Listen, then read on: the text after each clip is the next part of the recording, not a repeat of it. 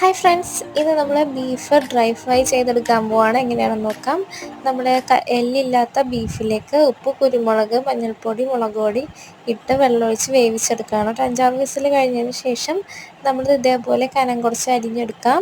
അതിനുശേഷം ഇഞ്ചി വെളുത്തുള്ളി പേസ്റ്റ്, ചതച്ച മുളക്, കോൺഫ്ലവർ 2 ടീസ്പൂൺ, പെരിഞ്ജീരകം പൊടിച്ചത്, അതായത് ചതച്ചതാണ് ഇവിടെ ചേർത്തിരിക്കുന്നത്, പിന്നെ ഗരം മസാല, അല്പം വിനാഗിരി, പിന്നെ നമ്മുടെ ചിക്കൻ്റെ സ്റ്റോക്കില്ലേ, വേവിച്ച സ്റ്റോക്ക്, അത്, ആവശ്യത്തിന് മുളക് പൊടി, ഉപ്പ് എന്നിവ ചേർത്ത് നമുക്ക് മിക്സ് ചെയ്യാം. എരിവില്ലാത്ത മുളക് ചേർത്താൽ മതി കളറിന് വേണ്ടിയിട്ട്. അതിനുശേഷം വെളിച്ചെണ്ണ ഒഴിക്കാം. പാനിലേക്ക് വെളിച്ചെണ്ണ ചൂടായതിനു ശേഷം നമ്മൾ നമ്മുടെ മാഗ്നേറ്റ് ചെയ്ത് വെച്ചിരിക്കുന്ന ബീഫിൻ്റെ കഷ്ണങ്ങളല്ലേ, അതിട്ട് വറുത്തെടുക്കാം. ഒരു അരമണിക്കൂർ വെച്ചതിന് ശേഷം വറുത്തെടുത്താൽ മതിയാവും. അപ്പോൾ ഇത്രയുള്ള റെസിപ്പി എല്ലാവർക്കും ഇഷ്ടമായിരിക്കുന്നു. Thank you.